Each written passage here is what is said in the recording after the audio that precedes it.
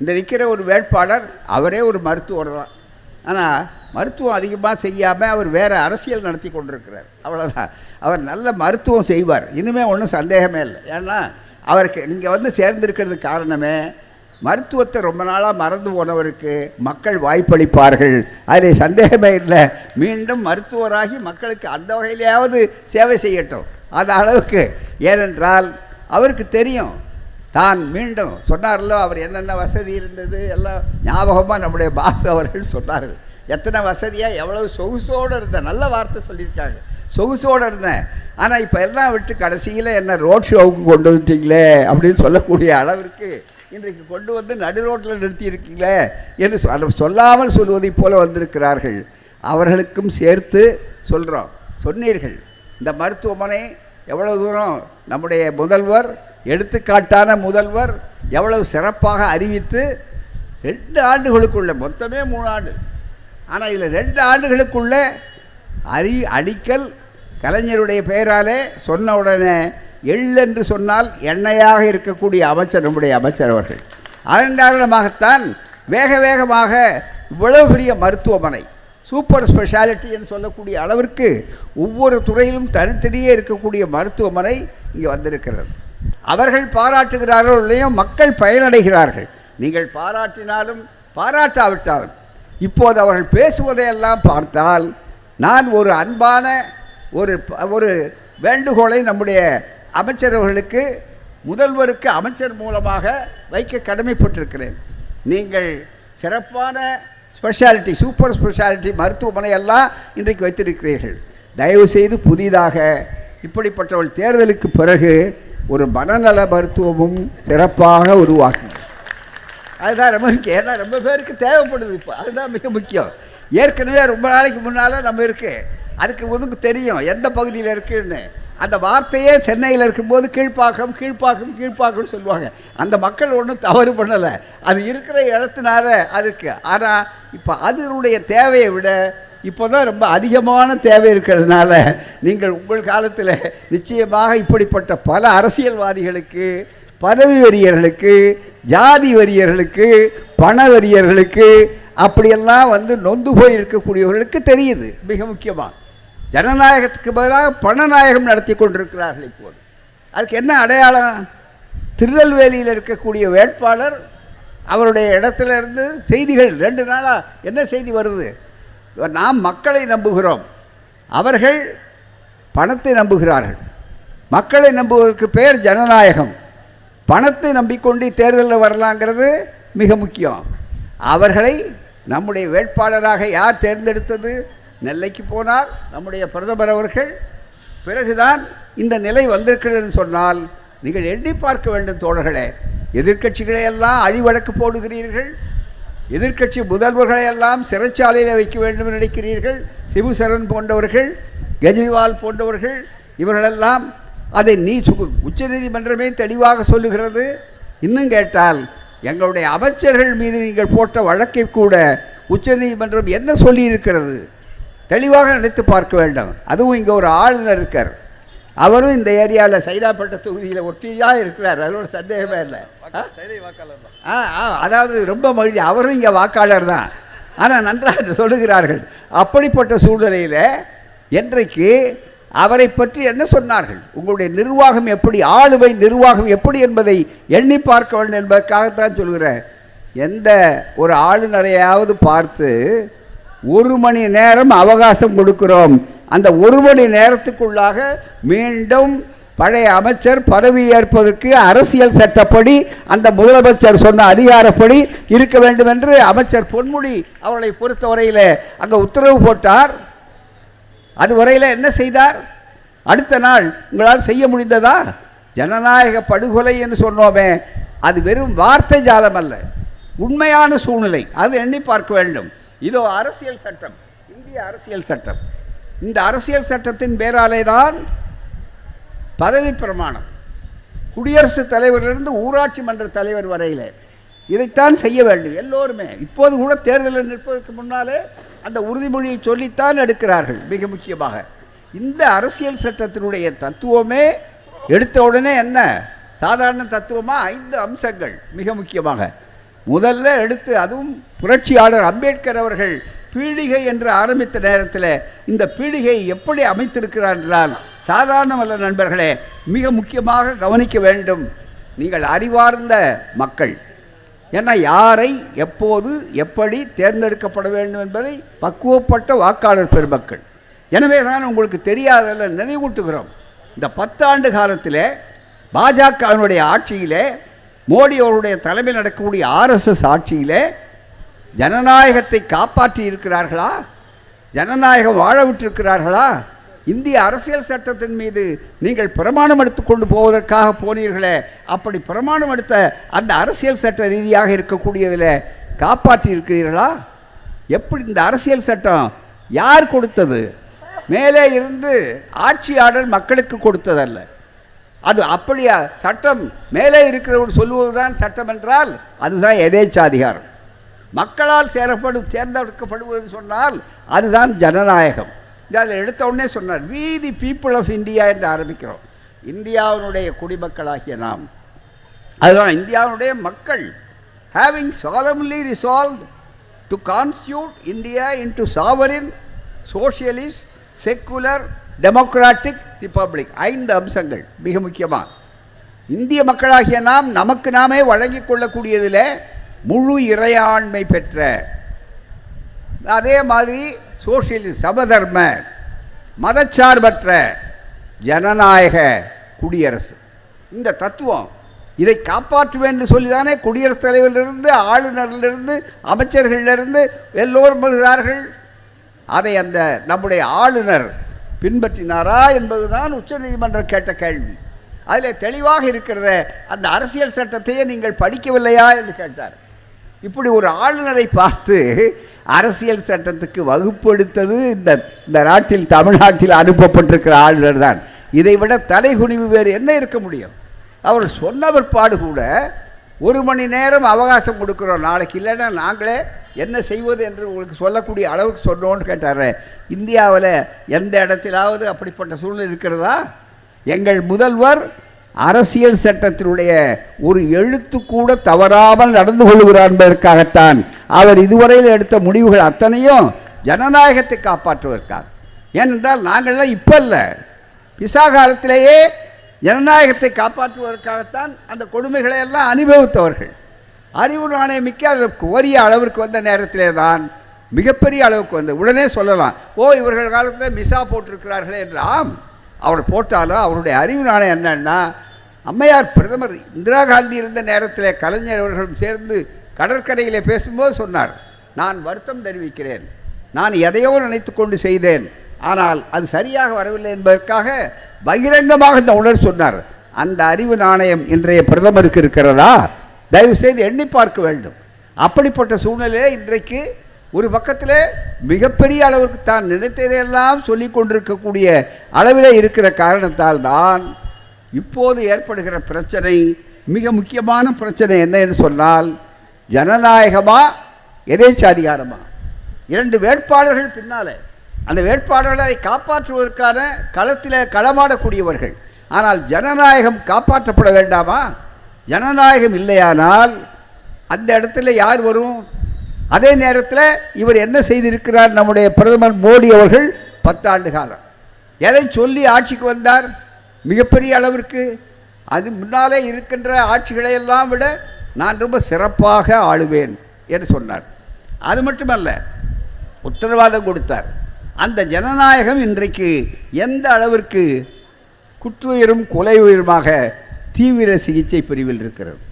அந்த தீவிர சிகிச்சை பிரிவில் இருக்கக்கூடிய ஜனநாயகத்தை மீட்டெடுப்பது தான் நல்ல, அதற்கான மருத்துவர்கள் தான் மிக முக்கியம். ஏன்னா மருத்துவ அமைச்சர் இருக்கிறார் இங்கே, மருத்துவ உதாரணமே சொல்லலாம். ஏன்னா அது தீவிர சிகிச்சை பிரிவில் அதை அனுமதித்து அதுக்குரியதை செய்கின்ற மருத்துவர்கள் தான் நம்முடைய எடுத்துக்காட்டான முதல்வர் ஸ்டாலின் அவர்களானாலும், இந்தியா கூட்டணியில் மிக முக்கியமாக இருக்கிற ராகுல் காந்தி போன்றவர்களானாலும், அத்தனை கட்சி தோழர்கள், கூட்டணி தோழர்கள் எல்லோருமே இது ஒரு கொள்கை கூட்டணி.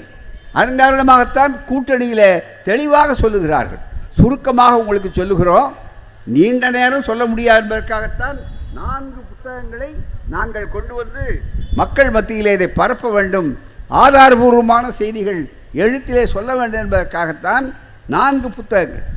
முதல்ல 2024 மக்களவைத் தேர்தலில் இந்தியா கூட்டணியை, திராவிட முன்னேற்ற கழக அணியை ஏன் ஆதரிக்க வேண்டும், புள்ளி விவரத்தோடு நாங்கள் சாதனைகளை சொல்லி கேட்கிறோம்.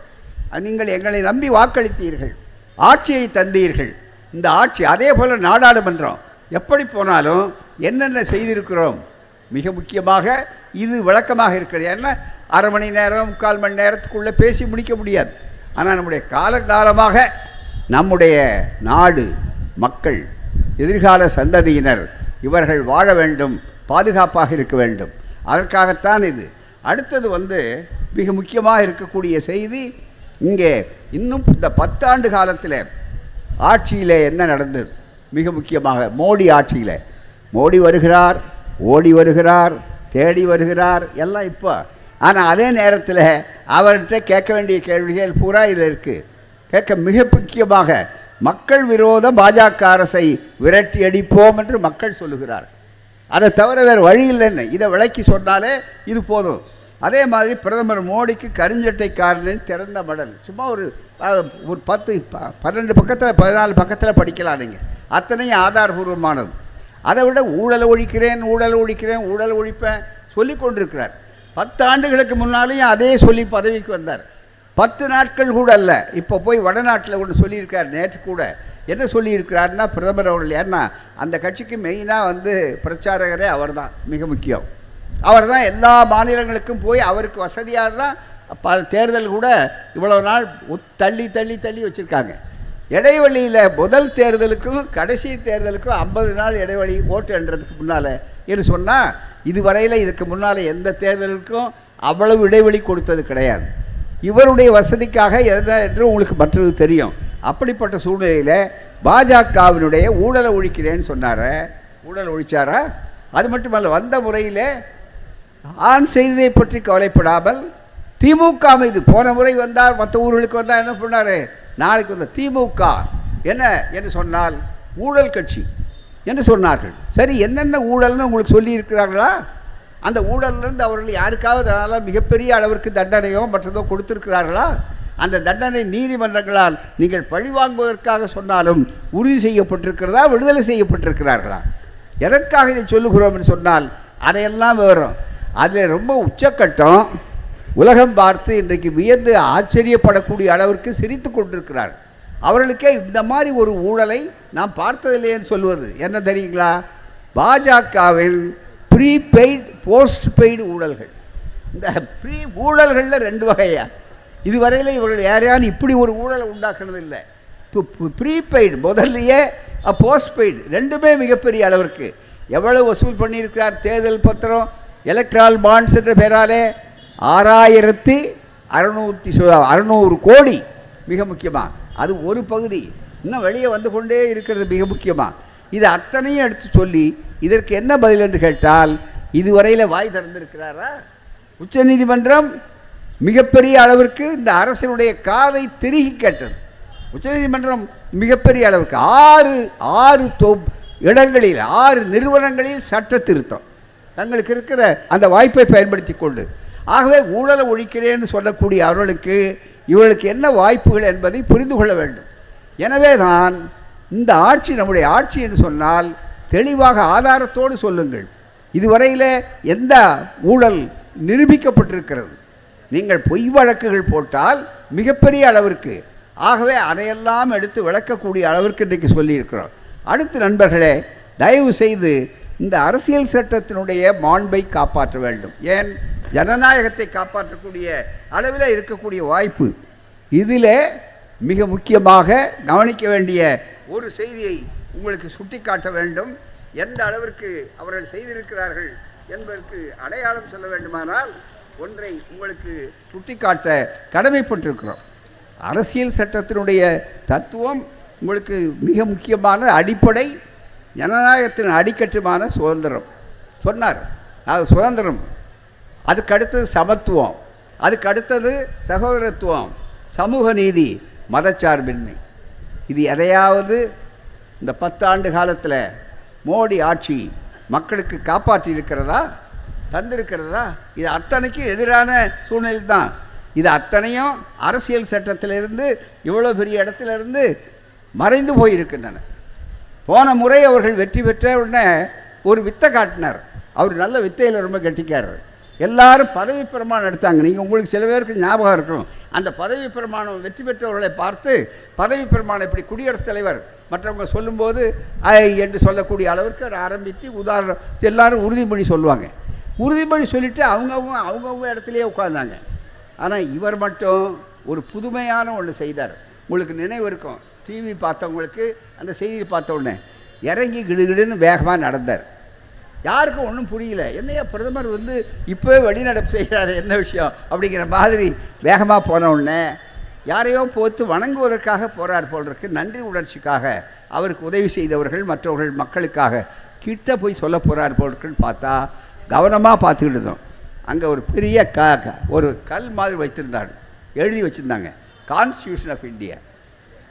அதை கும்பிட்டார், கீழே முக்கியம் அப்படி நீளமாக கொடுத்து வளைஞ்சி, அதாவது அவ்வளவு பெரிய அக்கறையோடு அரசியல் சட்டத்தை நான் காப்பாற்றப் போகிறேன் என்று வெறும் வாயால் சொல்லுவதை விட அவர் அப்படியே நடித்து காட்டினார். இன்றைக்கு நடந்திருக்கிறதா?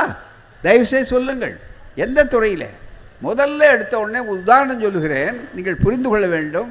ஏன் இவர்கள் மீண்டும் ஆட்சிக்கு வரக்கூடாது? வந்தால் அதோடு கடைசி தேர்தல் இதுதான்.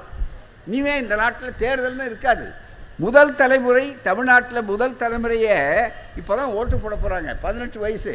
அந்த 18 வயது உள்ள இளைஞர்களே உங்களுக்கு சில ஆசைகள் அல்லது இருக்கலாம், என்ன மாற்ற வரட்டுமேன்னு சொல்லித்தான் 2014 போட்டீங்க. வந்தது மாற்றம் அல்ல, ஏமாற்றம். அதனுடைய விளைவு இன்றைக்கு நாம் அனுபவித்து கொண்டிருக்கிறோம். இப்போ எல்லாரும் உணர்ந்து கொண்டிருக்கிறாங்க. அதில் என்ன மிக முக்கியமாக வந்தது என்று சொன்னால், குறிப்பாக சொல்ல வேண்டுமானால் இந்த வேலை வாய்ப்புகள் கொடுப்போம்னு சொன்னார். நடந்ததா? அதே மாதிரி எல்லாருக்கும் வறுமையை போக்குவோம், அதுக்கு பதிலாக கருப்பு பணத்தை நான் தேடி கண்டுபிடிப்பேன் எல்லாரும் சொல்லியிருப்பாங்க, நீங்கள் கேட்டிருப்பீங்க. கருப்பு பணத்தை தேடி கண்டுபிடிச்சி 15 லட்சம் ரூபா வங்கி கணக்கில் பொத்துன்னு உங்களுக்கு வரும் அப்படின்னார். கிராமத்து பெண்கள் மத்தியில் சொன்னார். கிராமத்து சகோதரிகளே, அதுவும் மட்டும் அவர் சொல்லும்போது நாமாவது பெண்கள்னு சொல்லுவோம், ஆனால் அவர்களை பொறுத்தவரை நாரி சக்திம்பர் ரொம்ப சத்தமாக நம்முடைய பிரதமர் அவர்கள். ஏன்னா அந்த நாரி சக்தி இருக்க, அதுக்கும் போய் யாராவது விருது கொடுக்க வந்தால் கூட அவங்க காலை தொட்டு கும்பிடுற அளவுக்கு குனிஞ்சு பார்ப்பார். அடாடா எவ்வளவு மரியாதை ஒன்று. ஆனால் நம்ம குடியரசுத் தலைவர் போனார்னா, அத்வானிக்கு பாரத் ஜனதா படம் போனார்னா என்ன ஆகும் என்று சொன்னால், எல்லா பத்திரிகையிலையும் படம் வந்திருக்கு. மிக முக்கியமாக குடியரசுத் தலைவர் அதில் பெருமையாக சொல்லுவாங்க, பார்த்தீங்களா நாங்கள் மற்றவர்கள்லாம் செய்யலை, பழங்குடியினத்து பெண்ணை நாங்கள் தான் குடியரசுத் தலைவர் ஆக்கணும்னு ஒன்றே எல்லாரும் திரும்பி பார்த்தாங்க. ஆனால் அவர்களை எங்கே வைத்திருக்கிறார்கள்? புரோட்டோகால் மரியாதை என்று உண்டு.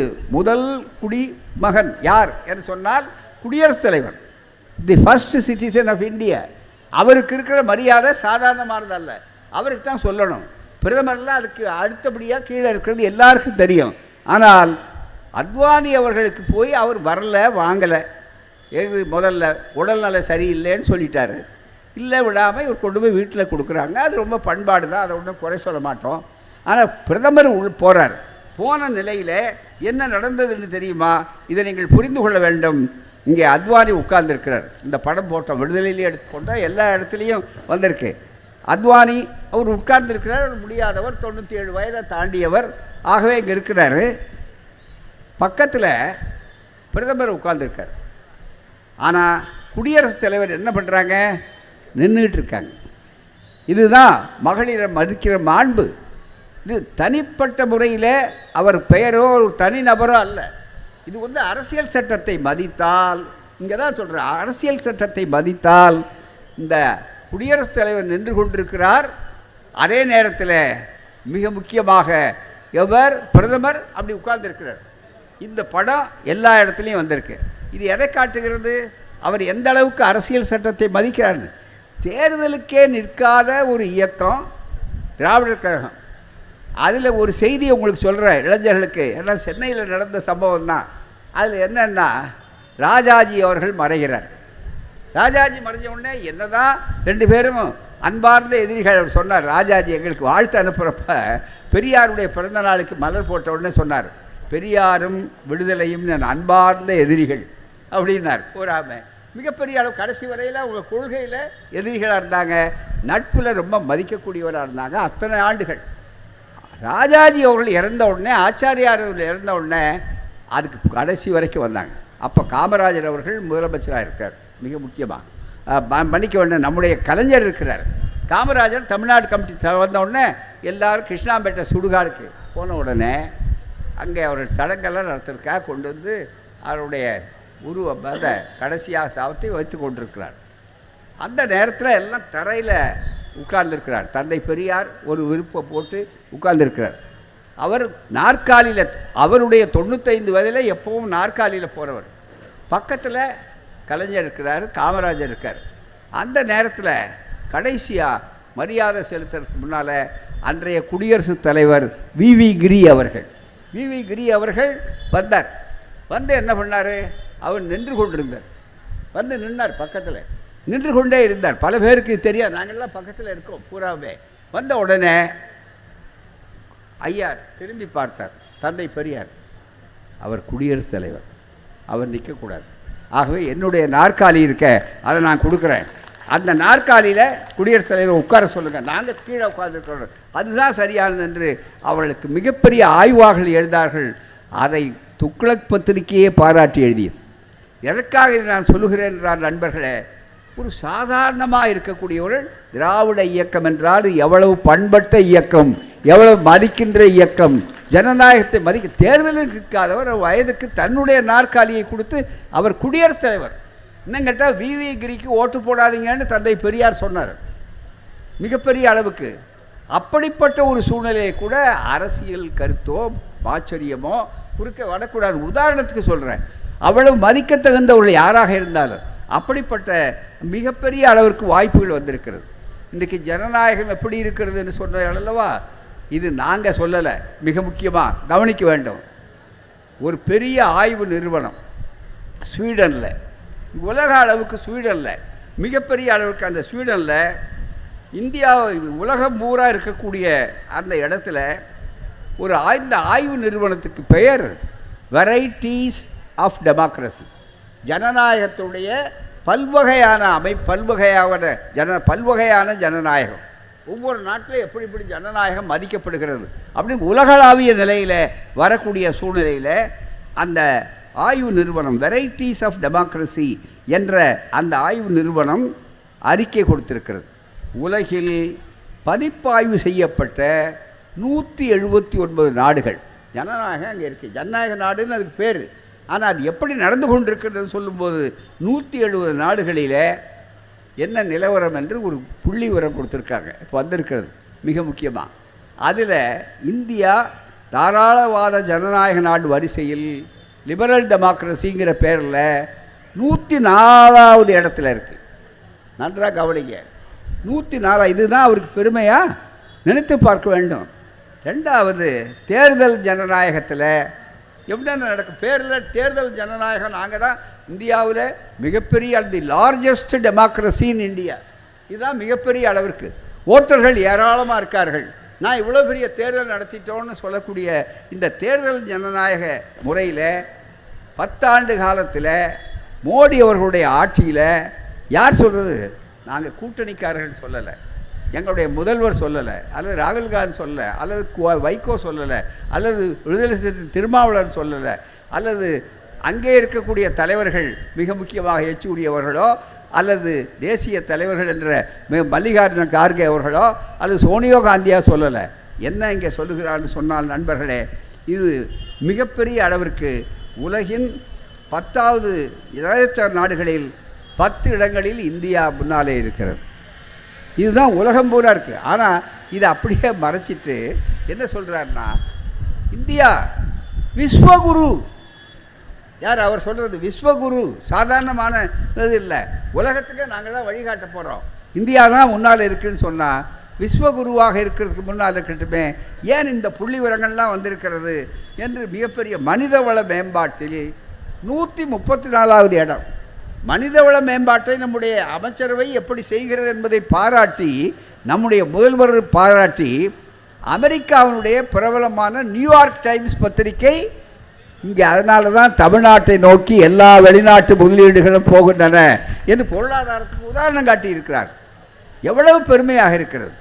அது எதில் எங்களுக்கு பெருமை, அது இந்தியாவுக்குள்ளே இருக்கு. ஆனால் நீங்கள் முதல்ல நடந்து கொள்ளும்போது உங்களுடைய ஆட்சியிலே ஜனநாயகத்துக்கு மூச்சு விட முடியாமல் ஆக்குகிறீர்களே என்று சொல்லுவதனால்தான் இந்த கவலையோடு இந்த தேர்தல் அதற்கு விடை கொடுக்க வேண்டும். தயவுசெய்து நீங்கள் ஏதோ கவனச்சிதறல் ஏற்படக்கூடாது. 2 பேருக்கு 2 கட்சிகளுக்கு என்று நினைப்பதை விட ஜனநாயகமா எதேச்சாதிகாரமா என்று சொல்லக்கூடிய அளவிற்கு ஒவ்வொரு முறையும் நீங்கள் மிக தெளிவான அந்த சூழ்நிலைக்கு வரணும். என்னென்ன செய்வார்கள், எதேச்சாதிகார ஆட்சிக்குன்னா என்ன நடக்கிறது அம்சம், எதிர்கட்சிகளே கூடாது, ஒரே கட்சி. இப்போ கூட அதானே சொல்கிறாரு நண்பர் செந்தில் சொன்னார். இப்போ திடீர்னு தேர்தலுக்கு முன்னாலே ஒரு பெரிய வித்தை காட்டினார், மிகப்பெரிய அளவுக்கு அவருடைய உள் திட்டம் வெளியே வந்தது. என்னென்னா ஒரே நாடு ஒரே தேர்தல். இப்போ நாங்களும் சொல்கிறோம், ஜூன் 4ஆம் தேதிக்கு பிறகு நிச்சயமாக தெளிவாக புரிந்து கொள்ளுங்கள், இந்த தேர்தலும் ஒரே தேர்தல், உங்களை வீட்டுக்கு அனுப்புகிற தேர்தல். இந்த ஒரே தேர்தல் இதுதான் உங்களுடைய ஆட்சியுடைய கடைசி தேர்தல். மீண்டும் நீங்கள் வரலாம் நினைக்காதீர்கள். தயவுசெய்து இப்படி சொல்லும்போது நீங்கள் நினைப்பீங்க, என்னையா மிகப்பெரிய 500 சொச்சம் பேர் இருக்காங்க, தமிழ்நாட்டில் 40 பேர் நீங்கள் ஜெயிச்சா போதுமா என்று சிலர் கேள்வி கேட்கக்கூடும்.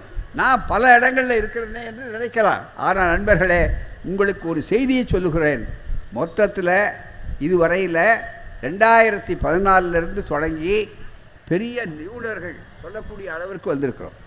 இது ஆட்சி 2014 வந்தால் உங்களுக்கு ஆதாரபூர்வமாக சொல்லணுங்கிறதா. மற்ற செய்திகள்லாம் மற்ற பேச்சாளர்கள் தினம் கேள்வி கேட்குறாங்க, அவர் அவனை விஸ்வகுருன்னு சொன்னவர் நாம் இத்தனை தடவை சொன்னாலும் அவர் எத்தனை முறை தமிழ்நாட்டுக்கு வந்தாலும் மௌன குருவாக இருக்காரே தவிர விஸ்வகுருவாக அவர் ஆகிறது இல்லை. அதுதான் மிக முக்கியம். பெரிய நிபுணர்கள் நாம் சொல்லும்போது ஆதாரம், வெளிநாட்டு ஆதாரத்தை சொல்கிறோம். பல நாடுகள் விருப்பு வெறுப்பு, இவங்களுக்கு விருப்பு வெறுப்பு கிடையாது. இந்த பாருங்கள், புதிய இந்தியா என்னும் கோணல் மரம், சாதாரணம் இல்லை, கோணல் மரம், தி குருக்கட் டிம்பர் ஆஃப் இந்தியான்னு ஒரு புத்தகம் எழுதி அதில் ரொம்ப மிக முக்கியமாக எவ்வளவு வெறுப்பை உண்டாக்கி கொண்டு எதிர்ப்பவர்களை அழிவழக்கு போட்டு பொய்யை அவர்கள் தள்ளுகிறார்கள். மற்ற கட்சிகளில் சேர மற்ற கட்சிக்காரர்களை தங்களுடைய கட்சிக்கு சேர வேண்டும். அப்படி சேரலைன்னா திரிசூலம். என்ன திரிசூலம்னா மீனம்பாக்கத்துக்கு பக்கத்தில் இருக்கிற இடம் நினைக்காதீங்க, அதுதான் மிக முக்கியம். திரிசூலம் என்ன தெரியுங்களா, கையில் வச்சுருப்பாங்க, 3 முள் இருக்கும் குத்துறது, உங்களுக்கு தெரியும். இப்போ கூட அந்த திரிசூலத்தில் ஒரு முள் சிபிஐ, இன்னொரு முள் வருமான வரித்துறை, இன்னொரு முள் அமலாக்கத்துறை. இந்த அமலாக்கத்துறைக்காரர்கள்லாம் எவ்வளவு நேர்மையாக அந்த இலாக்கா இருக்குங்கிறதுக்கு திண்டுக்கல்ல அமலாக்கக்காரர் எவ்வளோ கம்ப்யூட்டரில் யார் யாரிடம் பணம் வாங்குவது என்று கம்ப்யூட்டரில் வைத்ததை இந்த அரசு எடுத்து காட்டியிருக்கிறது. ஊழலை ஒழிக்கிறவர்கள் என்ன செய்யணும், அவருக்கு உதவியாக இருக்கலாமா? தயவுசெய்து ஊழலை ஒழிக்கிறோன்னு சொல்லக்கூடியவர்கள் நீங்கள் என்ன செய்யணும், உங்களுடைய வேட்பாளர் அவருடைய 4 கோடி ரூபாய் அங்கே எடுத்து வச்சிருக்கிறாங்க. தாம்பரத்தில் ரயிலில் போகும்போது எடுத்து 3 பேரை பிடிச்சிருக்கிறாங்க, உங்களுக்கு தெரியும். உடனே அவர் என்ன சொல்கிறாரு, செய்தியாளர்கள் போய் கேட்குறாங்க அவருக்கு, ஊழலை ஒழிக்கிற லட்சணம் பாருங்கள், மிக முக்கியமாக அது ஏன் பணம் இல்லை. அது ரொம்ப சுலபமான பதில் தான், அதுக்கு எனக்கு சம்மந்தம் இல்லை, சதி வேலை நடந்து விட்டது அப்படிங்கிறாரு. அதை அவர் அண்ணாமலை இருக்கார் பாருங்கள், அவரே தான் மறுத்துட்டாருங்களே, அதுக்கப்புறம் தீர்ந்து போச்சுங்கிறாரு. நாளைக்கு இந்த பகுதியில் 4 நாள் வர்றார். இன்றைக்கி பிரதமர் முதல் நாள் ரோட் ஷோ போட்டிருக்கார், அடுத்தடுத்து பேசுகிறார், நேராக கோவைக்கு போகிறார். மற்ற எல்லாம் இந்த இடத்துல மிக முக்கியமாக இது சொல்லியிருக்கிறார்களே, இந்த ஊழலை ஒழிக்கிறோம் என்பது உண்மையாக இருந்தால் நீங்கள் என்ன செய்யணும், அடுத்த நிமிடமே அந்த வேட்பாளரை வேண்டாம், உங்களால் இந்தியா பூராவிலும் எங்களுக்கு கெட்ட பேர் வருகிறதுன்னு சொல்ல வேண்டாமா? உடனே சொல்லுவார்கள். நாங்கள்லாம் இதையே தயவுசெய்து இப்படி திருப்பி பாருங்கள், இதே எதிர்கட்சிக்காரர்கள் வீட்டில் ஏதாவது இருந்து நடந்திருந்தால் இன்று நேரம் என்ன சொல்லியிருப்பாங்க, இந்தியா பூரா ஊழல் ஊழல் ஊழல் ஊழலோ ஊழல்னு சொல்லியிருப்பாங்க. இப்போ பார்த்தீங்கன்னாக்கா மிகப்பெரிய அளவிற்கு எவ்வளவு தூரம் அதை பற்றி பேச முடியாமல் இருக்கணுமோ அப்படி சொல்லுகிறார்கள். ஆகவே தான் மிகப்பெரிய அளவிற்கு ஒன்றை சொல்ல வேண்டும். என்ன சொன்னோம், 4 இந்தியா முழுவதும் நீங்கள் வெற்றி பெற்றால் தானே ஆட்சி அமைக்கப் போகிறீர்கள் முதல்ல சொன்னார். 400 பேர்னார். இப்போ அது இல்லை. ஏன் இத்தனை முறை அவர் வருகிறார்? அது மட்டும் இல்லை, எங்கே இருந்து பேசினாலும் நம்முடைய தமிழக முதல்வருடைய ஆட்சி அவருக்கு நினைவு அச்சுறுத்துறார். மிக முக்கியமாக அச்சுறுத்துறார். 2 பேரை பார்த்து தான் அவர், ரொம்ப அதிகமான இளம் தலைவர்கள் 2 பேரை பார்த்து தான் ரொம்ப கவனமாக அவர் உச்சக்கட்டத்தில் எரிச்சல் ஒரு பக்கம், பயம் இன்னொரு பக்கம் இது இருக்கார். ஒன்று நம்முடைய ஒப்பற்ற முதல்வர், எடுத்துக்காட்டு முதல்வர் ஸ்டாலின் அவர்கள், இன்னொன்று ராகுல் காந்தி அவர்கள். அதுதான் அவரை எந்த அளவிற்கு ஒரு வழக்கை போட்டு அவருக்கு தகுதி 3 ஆண்டுகள் கொடுத்து தகுதி நீக்கம் செஞ்சு, அதுக்கப்புறம் என்ன 24 மணி நேரத்துக்குள்ளே அவர் குடியிருந்த வீட்டை நோட்டி போட்டு காலி பண்ணாங்க. 24 மணி நேரத்துக்குள்ளே. இந்த பழிவாங்கும் அரசியல்னு சொன்னால் இது நீடிக்கலாமா? இது நபர்கள் முக்கியமல்ல நண்பர்களே. நாளைக்கு எங்களுக்கு வரும், உங்களுக்கு வரும். ஆகவே தான் இந்த நாட்டை காப்பாற்றுவதற்காக நாங்கள் சொல்லிக் கொண்டிருக்கிறோமே தவிர வேறு கிடையாது. இதுவரையில் இவர் எழுதுகிறார் இந்த புத்தகத்தில் ஒரு பகுதி எழுதுகிறாங்க. இந்த நாட்டில் எவ்வளவு ஒரு கொடுமை செய்தார் என்றால், இந்த சிதைவுகளும் முரண்பாடுகளுக்கும் காரணம் ஜனநாயகத்தில் மொத்த வாக்குகளில் 37% மட்டுமே பெற்று இன்றைக்கு ஆட்சியில் இருக்கும் கட்சி. இதுவரையில் 37% தாங்க பாஜக பெற்றது. இந்த 37% தான் ஓட்டு இது வேண்டான்னு சொன்னவர்கள் நோட்டா உள்பட யார் 63%. 63% மக்கள் உங்களுக்கு ஆரம்பத்திலிருந்து 10 ஆண்டு காலம் எதிர்க்காங்க. ஆனால் நம்ம தேர்தல் முறையை பொறுத்தவரையில் இதை பயன்படுத்தி கொண்டு சொல்லக்கூடிய நிலையில் பெரும்பான்மை பெற்றார்கள். ஆனால் இதை வைத்துக்கொண்டு அவையில் ஒரு முஸ்லீம் உறுப்பினர் கூட இல்லாது பாஜக நாட்டையே பிரதிநிதித்துவப்படுத்துவதாக சொல்லிக்கொள்ள முடியும். மக்கள் தொகையில் 15% இருக்கும் ஒரு சமூகத்திற்கென்று ஒரு பிரதிநிதி கூட இல்லாமல் பாஜக ஆட்சியில் இருக்கும் பல மாநிலங்களிலும் இதே கதைதான். 20% உள்ள முஸ்லீம்களை கொண்டிருக்கும் உத்தரப்பிரதேசத்தில் 2017, 2022 ஆகிய இந்த ஆண்டுகளில் நடந்த தேர்தல்களில் பாஜக ஒரு முஸ்லீமை கூட நிறுத்தவில்லை என்ற போதிலும் பெரும் வெற்றி பெற்றது இந்த அமைப்பு முறை. இதை சொல்கிறது யார்? எதுக்காக நாங்கள் ஆதாரத்தோடு சொல்கிறோம். இதை சொல்கிறது யார் தெரியுங்களா? இந்த புத்தகம் எழுதுகிறவர் யார் தெரியுங்களா? இந்த நாட்டின் மேதகு முதல்வராக இருந்தவர் அல்ல, அதை விட பெரிய பதவி, நிதி அமைச்சர் நிர்மலா சீதாராமன் அவர்களுடைய வீட்டுக்காரர் இவர் தான் இந்த புத்தகம் எழுதியிருக்கார். இந்த ஆட்சியினுடைய தன்மை கோணல் மரமாக இருக்குங்கிறத எடுத்து மிக முக்கியமாக சொல்லி ஜனநாயகத்துக்கு விடை கொடுத்து கொண்டிருக்கிறார்கள். ஆபத்தான சூழ்நிலைகள், இதை உணர வேண்டும் என்று சொல்லக்கூடிய அளவிற்கு வந்திருக்கிறார். அடுத்தபடியாக ஊழலை பற்றி இவர்கள் பேசுகிறார்களே, இன்னொரு செய்தியை உங்களுக்கு சுட்டி காட்ட வேண்டும். என்னவென்று சொன்னால் நண்பர்களே, தேர்தல் பத்திரம். இந்த தேர்தல் பத்திரம்னா இப்போ எவ்வளோ பாருங்கள், உச்சநீதிமன்றம் மிக வேகமாக கண்டித்த பிற்பாடு 6ஆம் தேதி தேர்தல் யார் யாருக்கு வாங்கினீர்கள், தேர்தல் ஒழுங்கான தேர்தலாக நியாயமான தேர்தலாக நடக்க வேண்டும் என்பதற்காகத்தான் இதை சொல்லுகிறோம் என்று சொன்னால் 6 முறை தேர்தல் கமிஷன் சட்டம், வருமான வரித்துறை சட்டம், நிதித்துறை சட்டம், ரிசர்வ் பேங்கினுடைய சட்டம் எல்லாவற்றையுமே திருத்தி இந்த தேர்தல் பாண்ட் என்பதை கொண்டார்கள். நாமெல்லாம் எனக்கு எதிர்கட்சிகள் இந்தியா கூட்டணிக்கு இருக்கிற கவலை எல்லாம் என்னென்னா, தேர்தல் பத்திரமாக நடக்கணுமே நமக்கு கவலை. ஆனால் இப்போது அவர்களுக்கு பத்திரமான தேர்தல் இல்லை, தேர்தல் பத்திரத்து மூலம் 6000 கோடி அப்படி நடக்குது. அதை விட இன்னொரு செய்தி உங்களுக்கு சொல்ல வேண்டும். என்னென்னா, விடுதலையிலையும் போட்டோம், மற்ற பத்திரிகைலையும் வந்திருக்கு. இப்போ இந்து பத்திரிகை அவர்கள் ஒரு ஆய்வு செய்திருக்கிறார்கள். எல்லாம் சொல்கிறது எல்லாம் மற்றவர்களுடைய நிலை, எங்களுடைய நிலை அல்ல, பொதுவானவர்களுடைய நிலை. இதை நீங்கள் பொது நிலையில் இருக்கக்கூடிய வாக்காளர் பெருமக்கள் ஆழமாக சிந்திக்க வேண்டும் என்பதற்காகத்தான் இவ்வளவு ஆதாரங்களை கூட சொல்கிறோம். மொத்தம் திடீர்னு இப்போ ஒரு ஆய்வு செஞ்சாங்க. முதல்ல கொடுத்த கணக்கில் வராத கண்டுபிடிச்சாங்க. 45 கம்பெனிகள் நன்கொடை வாங்கியிருக்கிறாங்க. அந்த 45 கம்பெனிகளுக்கு தேர்தல் பத்திரத்து மூலம் கிடைச்ச உடனே உச்சநீதிமன்றத்தில் மறுபடியும் சொன்ன பிற்பாடு கொஞ்சம் கொஞ்சமாக வருது. பனிப்பாறையின் முனைன்னு சொல்லுவாங்க. அது மாதிரி மலையை உள்ளே போட்டால் மலைமுழுங்கி மகாதேவன் நம்ம ஊரில் பழமொழி சொல்லுவாள் சாதாரணமாக. அது மாதிரி இவர்கள் வாங்கி கொண்டு இந்த 45 கம்பெனிகளில் இவர்கள் ஊழலை ஒழிக்கக்கூடிய உத்தமர்கள் இவர்கள் என்ன செய்தார் என்றால், 43 கம்பெனிகளில் 33 கம்பெனி நஷ்டத்தில் நடக்கிறது. அவர் நன்கொடை கொடுக்குறார். இந்த மாதிரி வித்தியாசம் உலகத்திலேயே இந்த ஆட்சியில் தான் மிக முக்கியமாக இருக்கும். நன்கொடை யாருங்க கொடுப்பாங்க? தேர்தல் கம்பெனி. அதுக்காக தான் லாபத்தில் நடக்கிறவர் நன்கொடை கொடுப்பார். ஆனால் நன்கொடை கொடுத்தா இப்போ யாராவது உங்களுக்கு நன்கொடை வேணும்னா, இல்லைங்க நான் வங்கியில் கடன் வாங்கி உங்களுக்கு கொடுக்குறேன் அப்படி சொல்லக்கூடிய அளவில் யாராவது இருப்பார்களா? இப்படிப்பட்ட நன்கொடை கொடுக்கக்கூடிய அளவிற்கு இருக்கிறார்கள். எனவே பாஜக எதிர்கட்சிக்காரர்கள் கொடுத்தா லாபம் இல்லை, கட்சிக்காக கொடுத்தா சொல்லுவாங்க. ஆனால் நீங்கள் முழுக்க முழுக்க உங்களிடம் பயன் எதிர்பார்க்கிறார்கள்.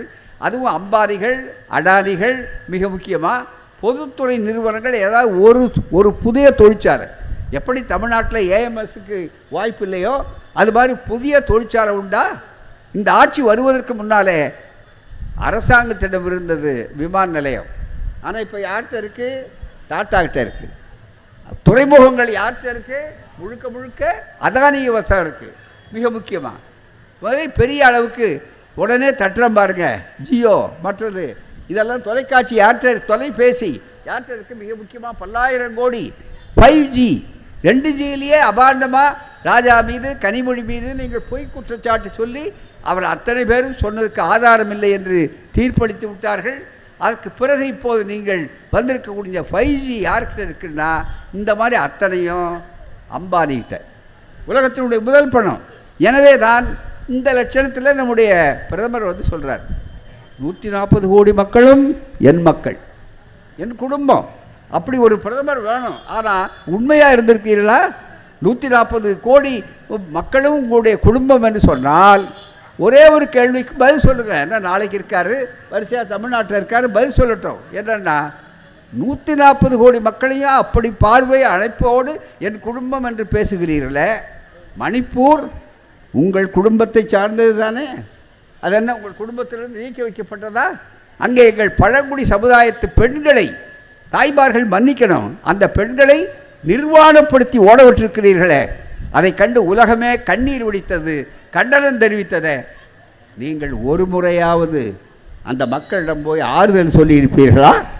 இதுதான் 140 கோடி மக்களுக்கான ஒரு அரசாங்கமா, ஒரு முதல் பிரதமரா? தயவுசெய்து எண்ணி பார்க்கணும். அது வடகிழக்க. இப்போ உங்களுக்கு தெரியும் சென்னை இருந்தது. ஆனால் முதல்ல இருந்ததை விட 146 ஆண்டுகள் வரலாற்றிலே பெய்யாத மழை. அவ்வளவு பேர் இவர்களெல்லாம் என்ன நினைத்தார்கள்? உள்ளே போனார்களே. இன்னும் கேட்டால் கொரோனா காலத்தில் உங்களுக்கு சொல்லணும், மக்கள் நலம் சார்ந்தது எங்கள் அணி, எங்களுடைய முதல்வர், எங்களுடைய தோழர்கள் அதை செய்து விட்டு போகிறாங்க. கொரோனா காலத்தில் ஒன்றே ஒரு சொல்கிறோம், இதுவரையில் கொரோனா காலத்தில் யாராவது தெளிவாக நீங்கள் புரிந்து கொள்ளணும், எந்த முதல்வராவது இந்தியாவில் பிரதமர் உள்பட நோயாளிகளை போய் அந்த உடையை போட்டுக்கொண்டு மருத்துவமனைக்கு போனது உண்டா? 2 பேர் தான் அப்படி போனார்கள். இங்கே நம்முடைய முதல்வர், ஒப்பற்ற முதல்வர் ஸ்டாலின் அவர்கள் தான் துணிந்து தன்னுடைய உயிரை பொருட்படுத்தாமல் உள்ளே போனார். நம்முடைய அமைச்சர் எல்லா இடங்களுக்கும் போனார். இன்னும் கேட்டால் மலைவாசி தர்மபுரி இந்த பகுதிகளெலாம் போனால் மலை கிராமம், அதில் அவர் நல்ல மராத்தனில் வந்து பயிற்சி பெற்றதுனால அவர் எல்லா இடங்களுக்கும் போனார். ஆனால் நம் மதிப்பிற்குரிய பிரதமர் அவர்களே, அந்த கொரோனா வந்த காலத்தில் நீங்கள் சொன்ன முதல் வைத்தியம் என்ன? கொரோனா ஒழிக்கிறதுக்கு நீங்கள் சொன்ன திட்டம் என்ன? எல்லாரும் கைதட்டுங்க. என்ன கொரோனா அதை கேட்டு மிக முக்கியமாக போயிடும். அடுத்து இன்னொன்று சொன்னார், கைதட்டினா போகாது. என்ன பண்ணார்? ஊன்னு சத்தம் கொடுங்கன்னார். டாக்டர்கள்லாம் பாவம் அங்கேருந்து வந்து இவ்வளவு வெளிநாட்டுக்காரன் பார்த்து சிரிக்கிறாயா, இந்த மாதிரி யாராவது நோயை வந்து ஊன்னு சத்தம் போட்டேன். அப்புறம் உச்சநீதிமன்றத்தில் வழக்கு போட்டு கேட்டார், ஏயா இதெல்லாம் செய்ய முடியுமா?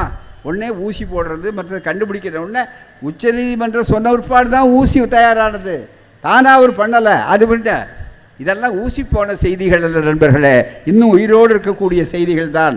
அதை நன்றாக நீங்கள் புரிந்து கொள்ள வேண்டும். அப்படிப்பட்ட உயிருக்கு கவலைப்படாது. இன்னொன்று சொல்லுமே, அவர் ஏதாவது ஒரு தொழிற்சாலை வைத்திருக்கிறாரா தமிழ்நாட்டில்? மிகப்பெரிய அளவு. ஏன் அது தமிழ்நாட்டை வஞ்சிக்கணும்? ஒரு செய்தி நான் பல கூட்டங்களில் சொல்லிட்டு வரேன், இந்த கூட்டங்கள் மட்டும் அல்ல. செங்கல்பட்டில் அந்த நேரம் உங்களுக்கு தெரியும், கொரோனா வந்த நேரத்தில் எங்கே பார்த்தாலும் என்ன ஒரு பயம், எவ்வளவு சாவை கொடுத்தோம், எவ்வளோ பேரை மரணப்படுக்கிறது அந்த தள்ளுது அந்த கொடும் நோய்.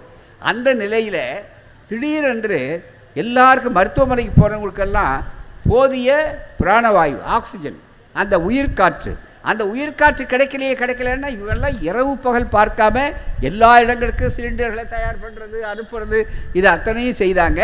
மிக முக்கியமாக வடநாட்டில் பார்த்தீங்கன்னா டெல்லி தலைநகர்லேயே அவங்களால் கொடுக்க முடியல. இறந்தவர்களை அடக்கம் செய்வதற்கு இடுகாடு சுடுகாடு இல்லை, அங்கங்கே போட்டார்கள். இந்த கொடுமையில் தமிழ்நாட்டில் அப்படி அதுவும் கிடையாது என்பது மட்டுமல்ல, அந்த நிலையை ஒரு பெரிய சவாலாக எடுத்துக்கொண்டு வரும்போது நம்முடைய என்னென்ன வாய்ப்புகள் இருக்கோ ஏதாவது புது வாய்ப்புகளை உண்டாக்கணும். இன்னும் அதிகமான அளவுக்கு வந்தால் நல்லது தான்.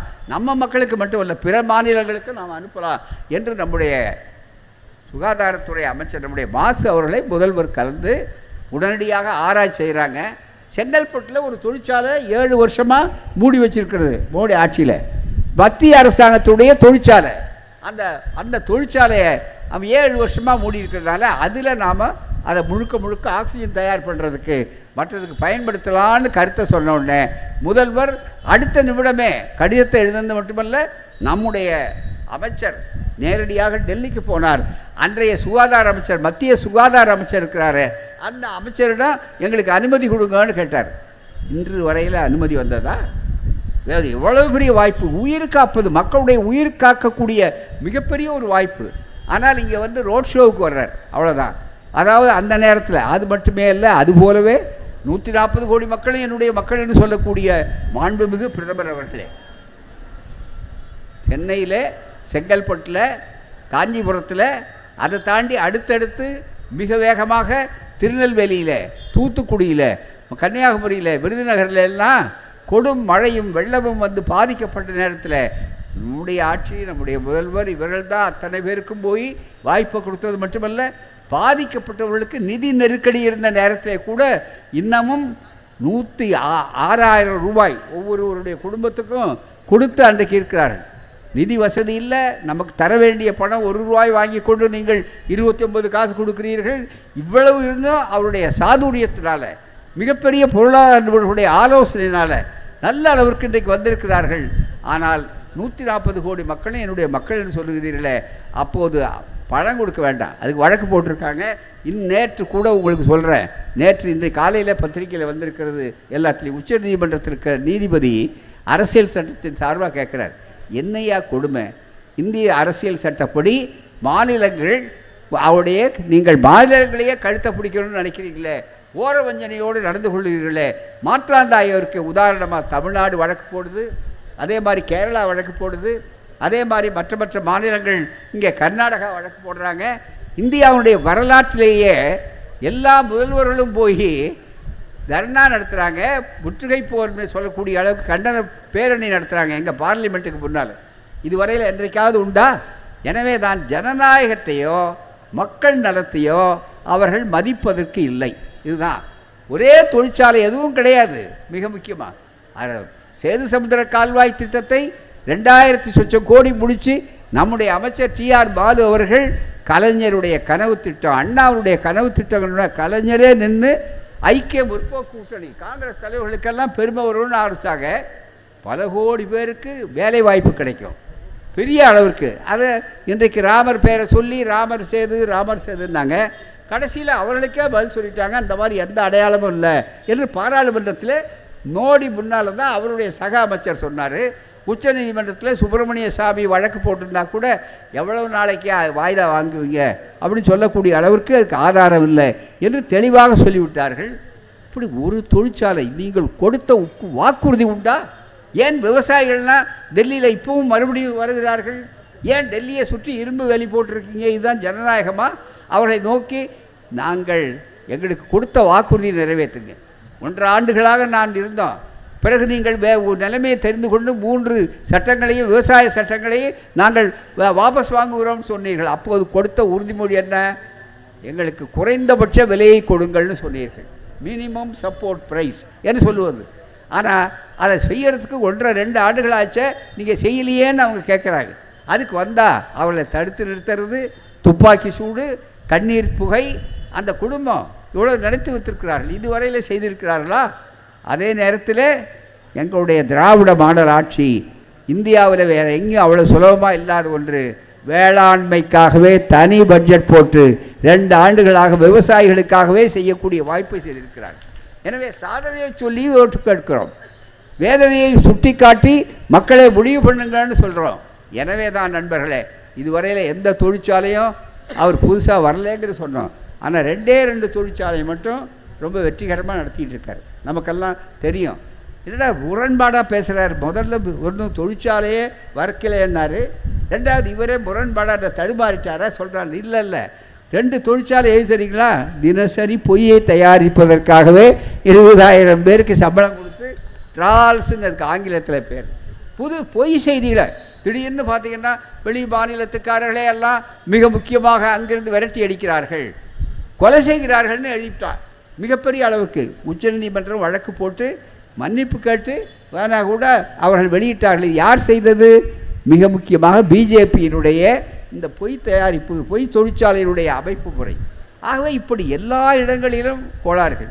இன்னொரு தொழிற்சாலை நடத்துறது எது தெரியுங்களா? இந்த பல கட்சியில் ஊழல்னு சொல்லி வழக்கெல்லாம் போட்டாங்க பாருங்கள். அவர் பாஜகவுக்கு போயிட்டா உடனே அதான் வாஷிங் மிஷின் எல்லோரும் இப்போ சொல்லிகிட்டு இருக்காங்க. அவர் வச்சுருக்காருன்னு.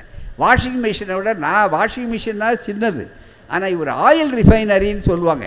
அல்லது அது மாதிரி ரிஃபைனரின்னா சுத்திகரிப்பு நிலையம். அவர் தினசரி அதுக்கு மேனேஜிங் டைரக்டரே நம்முடைய பிரதமர் தான். ஆகவே தான் ஜனநாயகத்தை காப்பாற்ற வேண்டுமா இல்லையா என்பதுதான் மிக முக்கியம். யார் வெற்றி பெறுவது யார் தோல்வி என்பவரோட யார் வரக்கூடாதுன்னு சொன்னார் பாருங்கள். நம்முடைய முதல்வர் சொன்ன தத்துவம் தான் இந்தியா கூட்டணியை இன்றைக்கு உச்சக்கட்டத்துக்கு வந்திருக்கிறது. எனவே நன்றாக நினைவில் வைத்துக் கொள்ளுங்கள். மீண்டும் தெளிவாக ஜூன் 4ஆம் தேதிக்கு பிறகு அமையப்போகின்ற ஆட்சி இந்தியா கூட்டணி தான், கூட்டணி ஆட்சி தான். எல்லா இடங்கள்லையும் அவர்கள் வந்து விட்டார்கள். குஜராத்திலே ஆடி போயிருக்காங்க. குஜராத்தில் அங்கே மிகப்பெரிய அளவிற்கு வந்திருக்கிறது. குஜராத்தில் ஜாதி கலவரத்தை மீண்டும் உண்டாக்கக்கூடிய அளவிற்கு இவர்களே வித்திட்டார்கள். மணிப்பூர் மாதிரியே அங்கே ஆர்எஸ்எஸ் தலைவர் போய் உட்கார்ந்துருக்கிறார். நேற்று பத்திரிகையில் வந்திருக்கிறது. அதே மாதிரி மற்ற இடங்கள்லையும் மிகப்பெரிய அளவிற்கு. எனவே ஜாதி வெறி, மதவெறி, பதவி வெறி இவர்கள் இருக்கக்கூடாது என்பதை சொல்லிக்கொண்டு நன்றாக நிலை வைத்துக் கொள்ளுங்கள், ஞாபகம் வைத்துக் கொள்ளுங்கள். நம்முடைய 19ஆம் தேதி என்று தவறாமல் நம்முடைய அமைச்சர்கள் சொன்னதைப் போல 100க்கு 100 இந்த தொகுதியில் மிக முக்கியமாக வர வேண்டும் என்று சொல்லக்கூடிய அளவுக்கு வாக்குச்சீட்டை பயன்படுத்துங்கள். நேராக உள்ளே போங்க. தாய்மார்களுக்கு சொல்கிறேன், மற்றவர்களுக்கு எந்த இடத்துல தமிழச்சி தங்கபாண்டியன் சொல்ல 1வது இடத்துலன்னு சொல்கிறாங்க. பரவாயில்ல, எப்பவுமே 1வது இடம் தான், அதுலேயும் யாரும் சந்தேகமே இல்லை. அந்த 1வது இடத்துல போன உடனே நேராக பொத்தான தாய்மார்களுக்கும் மற்ற வயதானவர்களுக்கு எல்லாருக்கும் சொல்கிறோம், நிதானமாக அந்த பொத்தான முதல் இருக்குது, பேரில் இருக்குது அப்படின்னா பொத்தான உதயசூரியன் சின்னத்தில் விரலை நல்லா அழுத்தமாக வைங்க. உடனே எடுத்துடாதீங்க. கொஞ்சம் நேரம் விளக்கெறிதான்னு பாருங்கள். பச்சை விளக்கு எரியும். அங்கே விளக்கெறிந்தால் உங்கள் வீட்டில் விளக்கெறியும், நாட்டில் விளக்கெறியும், இந்தியா முழுவதும் ஒளிரும் என்று சொல்லக்கூடிய அளவிற்கு இந்த வெளிச்சம் வரும். நிச்சயமாக இந்த தொகுதியில் அமைச்சரவர்கள் அழகாக சொன்னதைப் போல, மற்ற கட்சி தலைவர்கள் சொன்னதைப் போல நிச்சயமாக வெற்றி நமதே என்பதிலே சந்தேகமே இல்லை.